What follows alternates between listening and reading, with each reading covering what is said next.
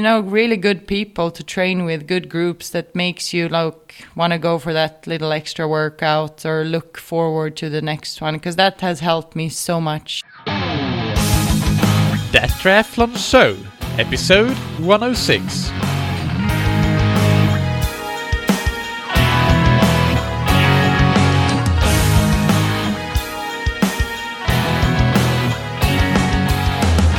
Hey, what's up everybody, and welcome back to another episode of That Triathlon Show, the podcast presented by scientifictriathlon.com. I'm your host, Michael, and today's episode is slightly different than most of the episodes on this podcast.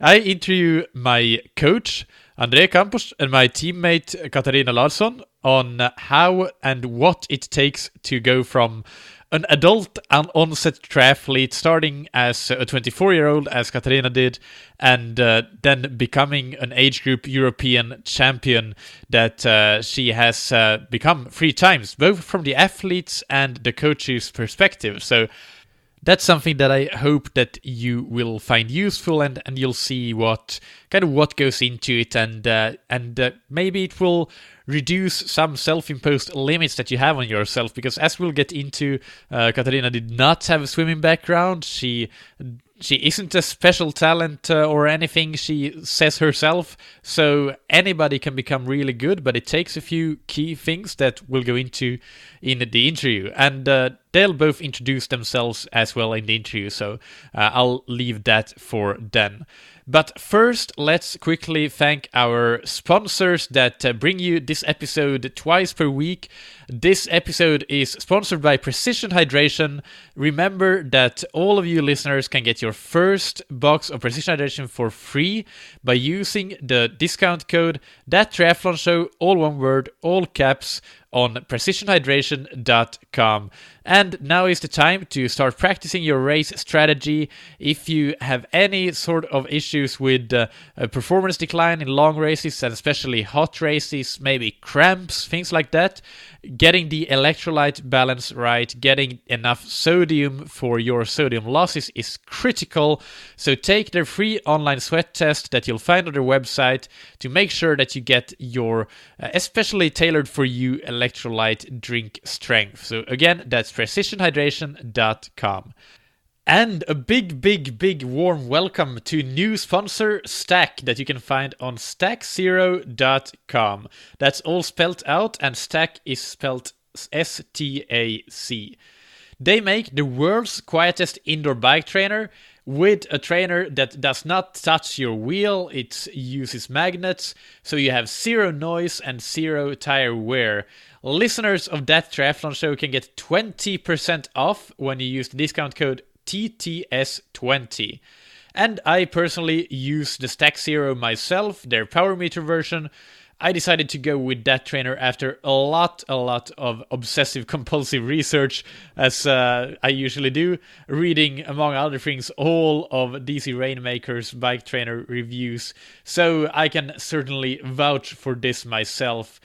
Again, to find out more about the silence and the zero tier, the portability, all of the other benefits that Stack Zero has, go to stackzero.com, and that is linked to in the episode description and in the show notes. So without any further ado, let's go right into the interview with Katarina and André. Okay, so we're sitting here in André Campos' kitchen. We've had an excellent lunch that André cooked for us, and I'm here with André and with Katarina, and I'm going to start asking Katarina to tell us a little bit about yourself and your triathlon career to date. Yeah, so I'm a Swedish girl, born and raised basically in Sweden, that moved to Portugal when I was 19, and that's basically how I came into triathlon as well. I've just been doing a lot of sports during my life, athletics, horseback riding, basketball, but never triathlon actually. So it started here in Portugal. I've been here now for 14 years, so that makes me 33 years old. I started triathlon back in 2000 6, I would say, 7, but it didn't start that seriously from the beginning. I was actually picked up by a triathlon club when I won a road race. It was an 8K race, and I was running pretty well at the time. And then they asked me, would you like to come to triathlon? And I thought, yeah, I could try. Never been swimming or biking before. So that's how it started. But at the first, I think I had some struggle getting into the sports. It was a lot of equipment, expensive, and I got injured as well in the start because I probably have chosen the wrong way to start. So how old were you when you started? I was 24 years old.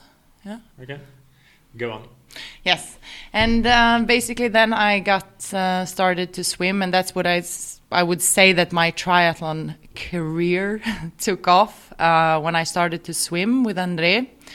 That was back in 2010, 8 years ago. So before that, I had been racing a bit. I've been training, but I was training too much. Then I was training too little. I was training wrong. So I think I sort of got the real motivation and the real sort of start in 2010 with André. And and then I won my first Portuguese individual cup race later on that year. And then I decided to move on with André as coach. And then I think it's been going fairly well. So what are some of the other accomplishments that you've had so far in your career, race-wise? So I think the highlights have been I was 3 times European champion in my age group in 2014 and 2 times in 2016 when I won both the sprint and the Olympic and was overall the best athlete of all age groupers in the sprint distance. Then I think that being selected for the elite national team 3 times, racing against Olympic athletes, even if I'm an age grouper, and also my gold medal in the Portuguese national championship in cycling. And then probably as well, I would say the 2 victories in the long distance triathlon in Lisbon and Cascais, then competing, despite being an age grouper, competing against the professionals. And you're not, as you say, you're an age grouper, you have a job. So can you tell us what you do and to show the listeners that you're not training all day, all night, you fitting this in with a busy life? Yeah, no, absolutely. I work for Tetra Pak. I work as supply chain manager. So basically I have to fit in training before work. So early mornings, I go and swim. I wake up 5:30 every day. We start the morning session around 6:30. Then I go to work a full day, quite stressful. You know how it is these days, meetings, pressure. And then I get off work around 6:30 in the evening, and I do another session.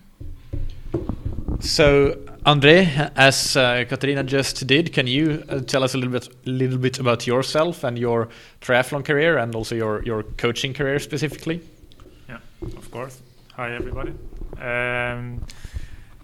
I start as a swimmer, as an athlete, with 3 years old, and then when I was 17, I saw on TV a triathlon race. I can't remember exactly, but I think it was an Ironman race, and I got it quite interesting, and so I start to see where I could start to do triathlon and how I could do it, because it was quite new in that time. I'm saying like 99, so before the Olympics, the first ever Olympic triathlon. So I did like 3 or 4 years of triathlon as an athlete. Went quite well, pretty well. I was national champion in overall and junior. I did World Cups. I did World and European Championships. And then I had a problem in the back, so I had to quit. So it was a time to finish my studies and to start to think on my coach career. So then in 2000, 8, I start with the triathlon team with some athletes, not exactly a club. You started coaching, you mean? Yeah, start coaching. Yeah, coaching like swim coach and triathlon coach, and then I got the opportunity to start with my own team in sporting, and so it's what I've been doing until now. Great. Now we have that as a bit of a background setting. So the idea here is to talk a little bit about, from both the athletes and the coaches' perspective, what it takes to become highly competitive, as Katarina has been, even when you're starting as an adult at 24 years old. And you also have to combine that with a busy job, and that's kind of what we're aiming to pick apart now. So can you tell us, Katarina, what was your level? You said that you were pretty good at running when you started, but swimming was completely new to you, and cycling. How did you? What was your initial ability levels there, and how soon did you pick those things up and start improving? Well, yes, as you said, I hadn't been swimming before. So basically, as you know, in Sweden, you learn how to swim to survive in the water.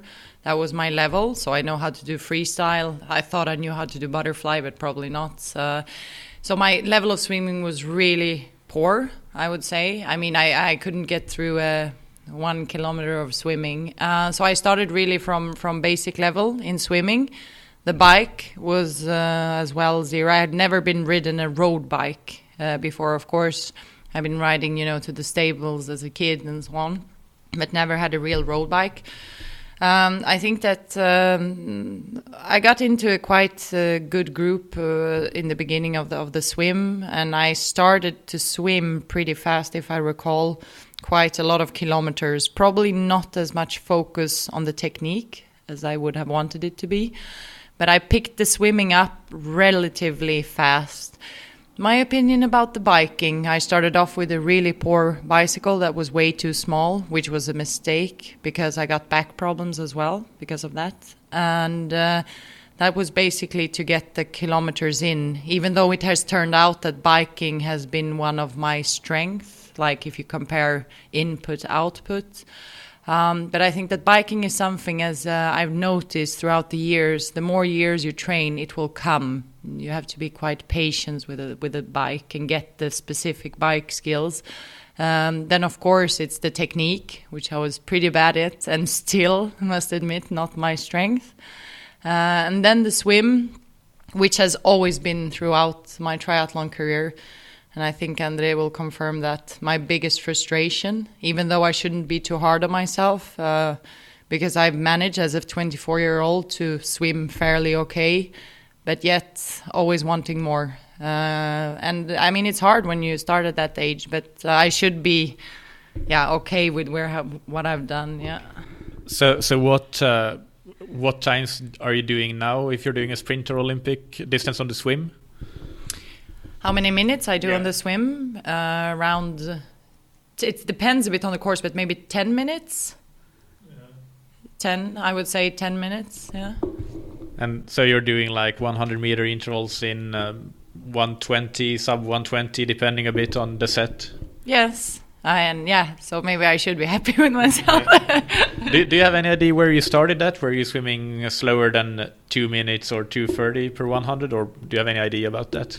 I would say not around the 2 minutes, but probably, a bit below the 2 minutes for sure. Yeah. So that just goes to show, because that's something that I think is important to point out, because a lot of people think that it's impossible, but you started as an adult and at that same level as many others are, but you don't have to get stuck. You can get down to you are pretty hard on yourself probably if you're dissatisfied with that progression, at least in the ears and eyes of most age groupers, I would say. So what was did you get you said that you joined a team. Did you have coaches from the start, and how did that work in the early years when you first started? Yeah, so the first, when I was picked up after that run race, I joined a team that had a coach. So I had sort of a training plan from the beginning, or I had different people helping me. But I think it started off, as I mentioned before, a bit rough for me, because I think you have to take in consideration when you start, you have to start slowly and get your body not only to get used to two new sports, but also to adapt to which level you're at. Yeah, I thought it was a bit too much probably, and that also had some back problems because of that. So how much did you train when you started? Well, when I got my first programs, it kind of escalated quite fast from, I would say, 10, 12 hours up to over 20 hours. I've kept all the old programs I had, but at that time then I started to get problems because I wasn't doing any gym or strength training. Were you very driven and in on that, and you wanted to progress fast and become successful, or what was the driver behind that increase? Yeah, I don't really, because I think at that time I didn't really question it, why my program was increasing that much. Probably I should, but as I am very driven and very competitive probably as a person, I sort of accepted it and thought that this was the way forward. Okay, so then when you started with did you have any coaches in between that first team, by the way, and before you started with André? And how did things change until you started with André as your coach? And how did things then change with André once you joined his coaching squad? Yeah, so I had before I joined André, and also before I joined Sporting, I went to a few different teams, and I would say just really one main coach, and then I had help from another. But I think that was the main changing from that previous having, one coach, but still nothing very structured, getting input from others, then changing to André, where it was a very structured approach, a person that was adapting my training, like taking it a bit back to then be able to move forward. So he was doing a really good job with me, taking my hectic lifestyle that I had, understanding my weaknesses, just starting off the swim. I changed to André because I really liked his approach in the swim workouts. I was seeing great progression. And then always been his very structure methodology, has a good methodology, and he is not that coach that just gives quantity, rather quality and building it from the base. So let's go back to André. When Katarina started with you, what the swim, it sounds pretty obvious. What I'm going to ask you anyway, what did you see as her strengths and weaknesses? Were there any other things? And how did you what was your thought process starting coaching her? Yeah, when I started to coach Katarina, you could see that she was quite competitive, and I think that it was something very like one of her characteristics that put her going forward quite fast, and yes, the swim, it was something that she got a bit frustrated, and we could see that. But she have like natural capacities, and she was swimming well, but for her it wasn't what she wanted to go for. She always wanted to go more, and what she said about her back problems, that you could see she was a bit stiff, and so the rotation of the body, the flow in the swim wasn't what we wanted. But it's something that we have to adapt and to change a bit her technique in that way, trying to find what could fit her better, taking into consideration the problems and the limitations that she had. Then on the bike, she was a quite stronger athlete in the bike. Like physically, you could see like she fits very well in the bike. It's like that kind of athletes that you see the combo. It's like just one. Her in the bike, it's just one. but then it was missing some structured exercises that she could take the performance a bit higher. But you could see from the beginning that she could go quite far in the bike, and in the years after, it was not strange that it was her best segment in the triathlon. And in the run, she had like her past in athletics, and you could see that. And so it was just to try to keep her that running and managing the impact of the running on her back problems, and go step by step. So if you remember, what was her training like roughly back then when she first started with you?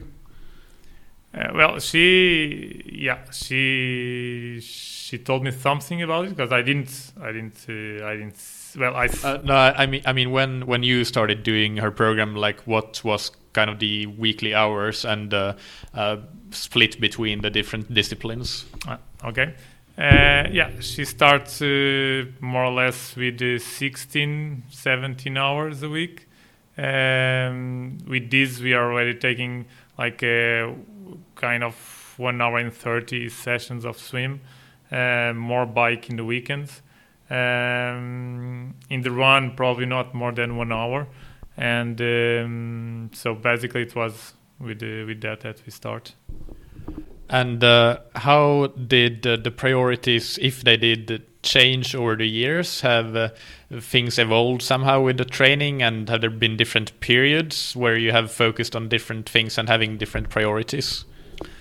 Yes, when we start to see the improvements that Katarina start to have, we noticed that if we wanted to go a step further, we have to improve her swim.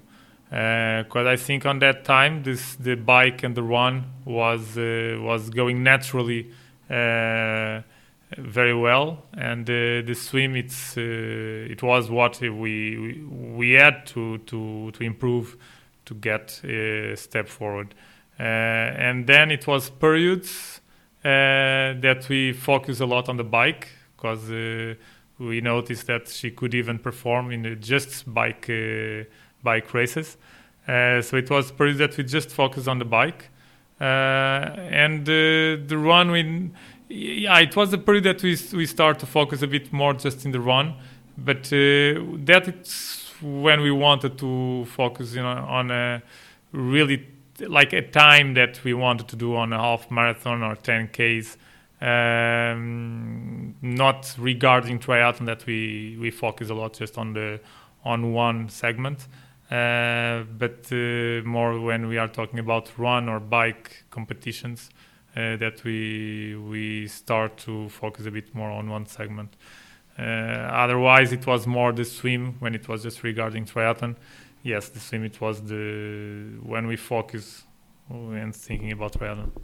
And when you mentioned that she had lacked a bit of structure to some of her training, is there any specific kind of training structure that you started giving her, or was it just structure in general that was lacking, and introducing any sort of structured training that changed and made an improvement? You are talking about the swim? All disciplines. Mm-hmm. Basically, we tried to not put too much mileage, and we saw the technique doesn't, especially like plyometrics, something that it's not was not able for Katarina because the impact of the exercises. So what we tried to structure on her program, it was more the time that she was doing the exercises, and that she could do it in a good technique way. So basically in the swim, it was periods that we start to swim a bit less, but focus more on the technique in the kind of period of 1-2 months, and then starting from there, we could go a bit forward. But then in the bike, that it was not so much concerns about the bike, because her problems on the back was not hurting, or it was not a real problem. So on that we didn't have problems with that on putting more workouts. And in the run, we try to limit, like not running more than 1 hour, for example, and keep some speed anyway, because we knew that if we will longer bit the runs, then the technique will go down, will deteriorate the technique. So it was a concern, like not doing too much time running and over tiredness, because as we knew that and we know that she's it's not a professional athlete, and when she runs she had already been all one day sitting and working and running to one side to the other, so we have to count already with that tiredness, and not just physical tiredness but special psychology tiredness. And so it's sometimes we don't need to damage much more, and just to put the legs moving a bit. And a question for Katarina: do you have any thoughts on what any things that you want to point out that has been especially helpful in driving your progression and helping you improve? Any particular things within your training or outside of training? Yeah, I think it's important for anyone who listens to this. I mean, you hear a lot about, 3 gold medals here and there, but yet it's important for me to mention that I'm not any kind of talent. I would say that I have some kind of easiness to get into sports, but it's been really hard work. But besides that, I think that it's been consistency. I think that there's been times when it's been harder, and you don't really feel like it, or you don't see progression, but the consistency and also being able to listen a bit more to my body and learn and maybe understand that sometimes you don't need to train that much and so hard, but that results, and it will come naturally as long as you keep consistency and not train really much one week, nothing the other. So that's what I take with me from all this year. I kept a good consistency, and the results have been coming. And I mean, of course, it's a lot of hard work, but it's not like it came from one day to the other.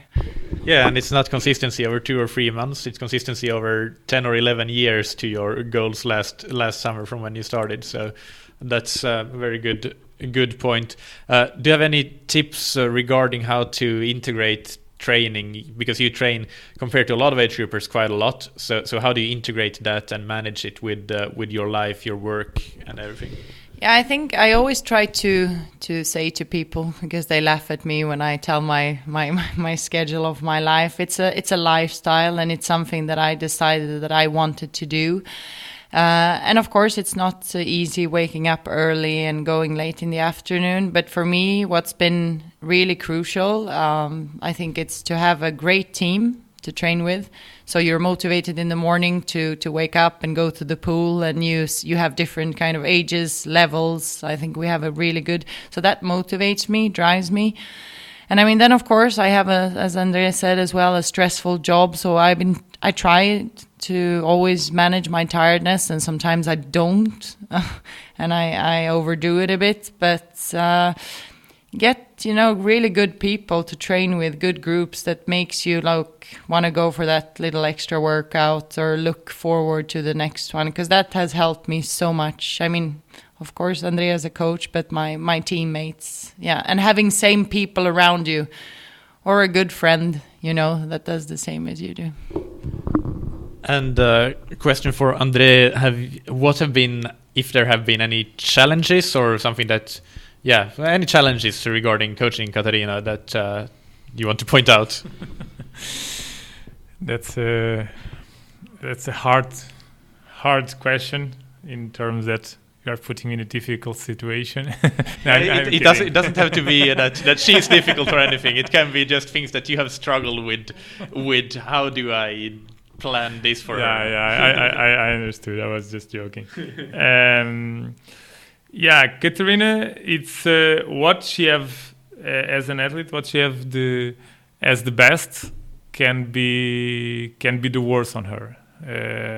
The competitiveness, the drive to perform, can put her in a very high dimension.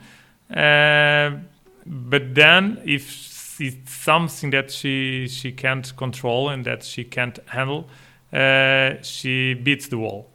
And that it's the most challenge or the biggest challenge for Katarina. It's how she said, it's to try to listen her body, and it's something that for her it's very difficult, and it's not easy for her to get it, because the drive for her it's so high that the body have to handle always, and the body have to go further, and this is the mentality of a champion. And if you see the best athletes, they are like that. You don't put a brake on yourself and you go until it's crack. And it's what happens sometimes with Katarina. And that, of course, is not healthy, and it's something that it's a challenge to understand when we are starting to going over limits, and or even try to avoid it, to achieve a phase that we can understand that we are going on that way, and we have to give a step back to keep going.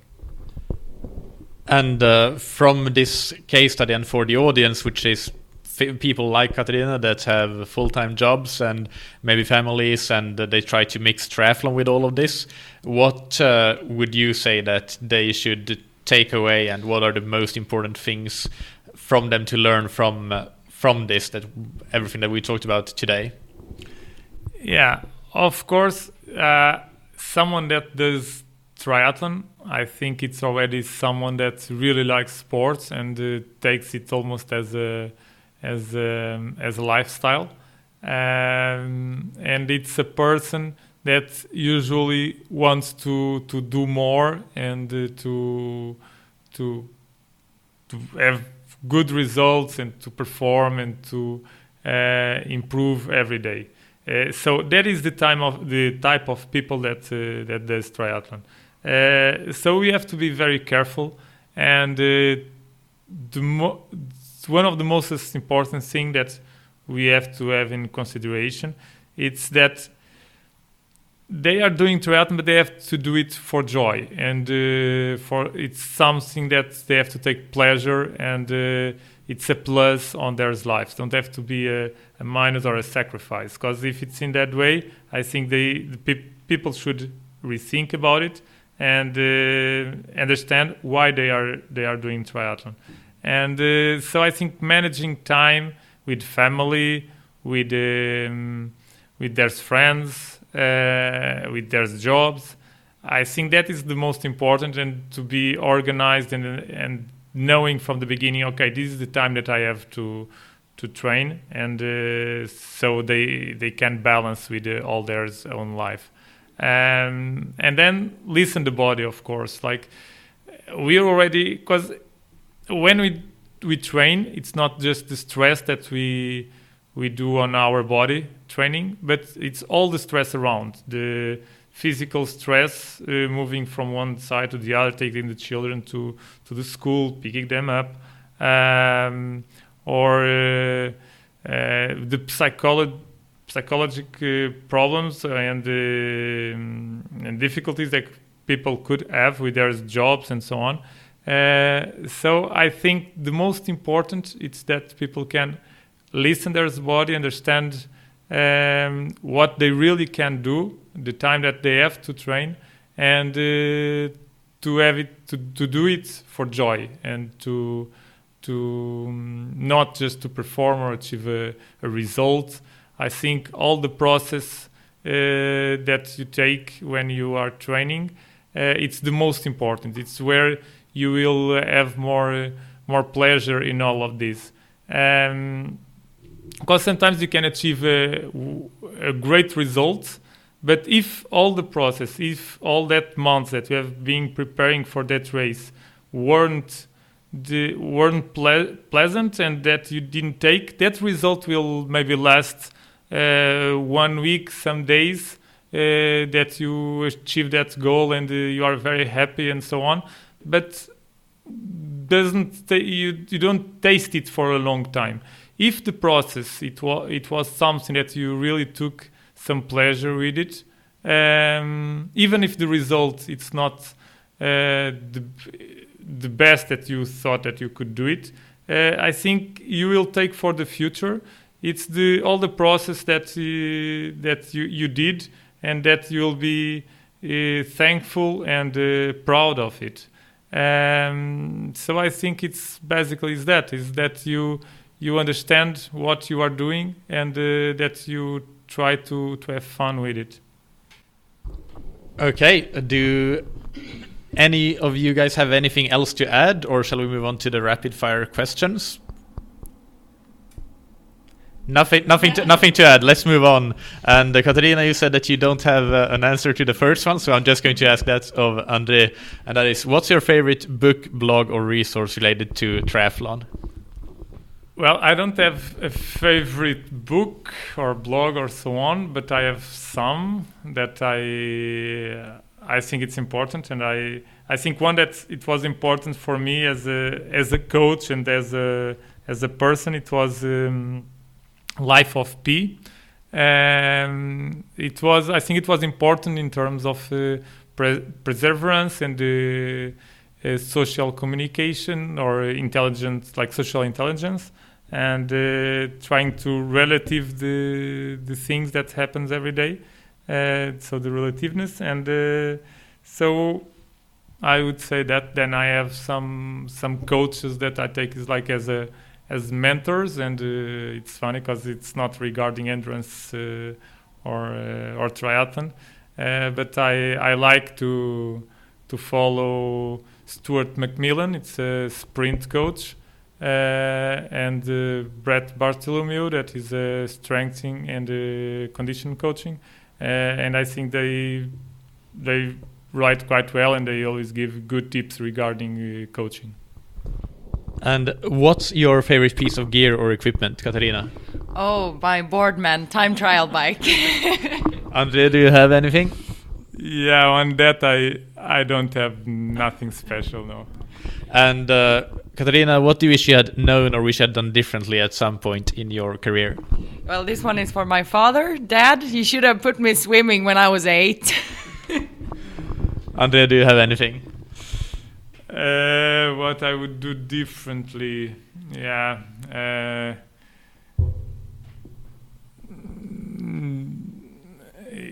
no regrets. No.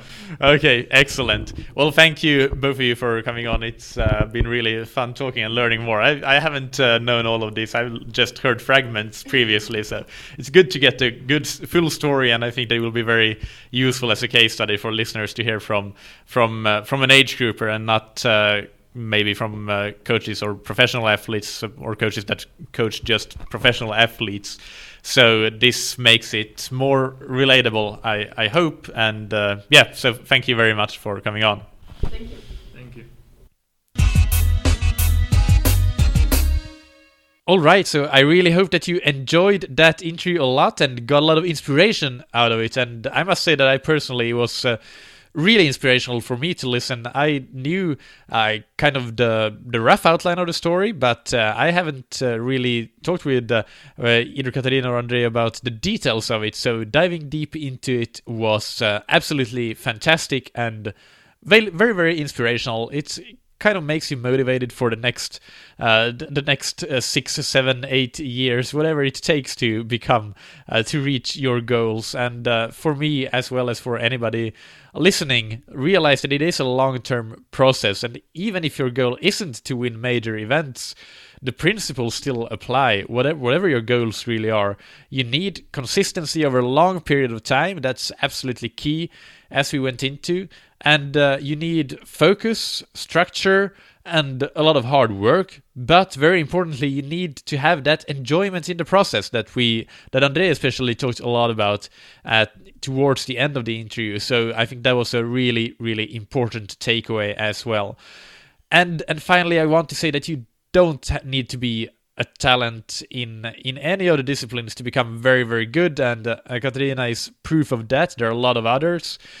If you want to win Ironman Hawaii or the Olympics in triathlon, sure, you need the genetics. But if you just want to be really it's not just by any means, but if you want to be really, really good in your age group, like win championships, genetics are not anywhere near as important as actually just putting in the work over a long period of time and being smart about your training. It doesn't really come into play until at the very, very, very pointy end, I think so. So you can really forget about the talent question and saying that I'm not talented enough to become good. That's rubbish. You can become really, really good without having any sort of talent. So, as usual, you can find the show notes for this episode on thattriathlonshow.com.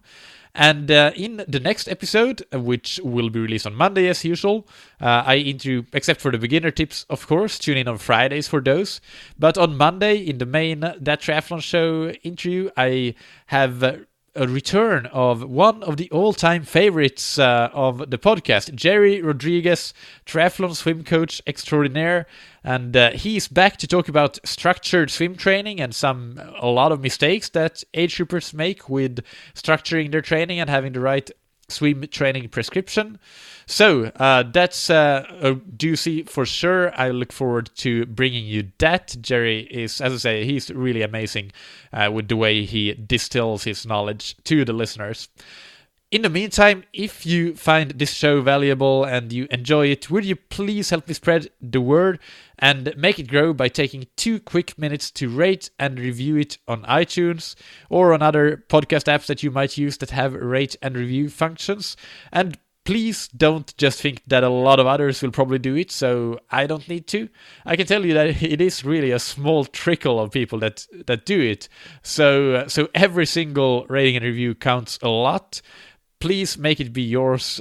Take ownership to help me spread the show. That I would really, really appreciate that. Finally, a big thanks to our sponsors. First, we have Stack. Their indoor bike trainer, the Stack Zero, comes in 2 different models. The base version and the power meter version that gives you a way to train with power even if you don't have a power meter, which is a massive advantage for all triathletes. And Stack will also be launching a variable resistance version of these trainers later this year. And whatever model you choose to buy now, you will be able to easily upgrade it later to that variable resistance unit. And that is certainly my plan to do so with the power meter version that I have right now. To find out more, go to stackzero.com. And thank you so much to Precision Hydration for sponsoring this episode. Just like I mentioned that Andrew from Stack has been a guest on the podcast, so has Andy from Precision Hydration, and that was just a couple of episodes later in episode 49. That was a really great one. Go and check that out. And after you've done that, remember to go and take their free online triathlon sweat test on precisionhydration.com to get your personalized hydration strategy for your summer races, and use that promo code ThatTriathlonShow, all one word, to get your first Precision Hydration pack for free. Whether you buy their products or not, their blog is a great resource for all sorts of endurance sports content. So check that out. It's under the Hydration Advice tab on precisionhydration.com. Thank you, as always, for listening. Keep training smart and keep loving triathlon.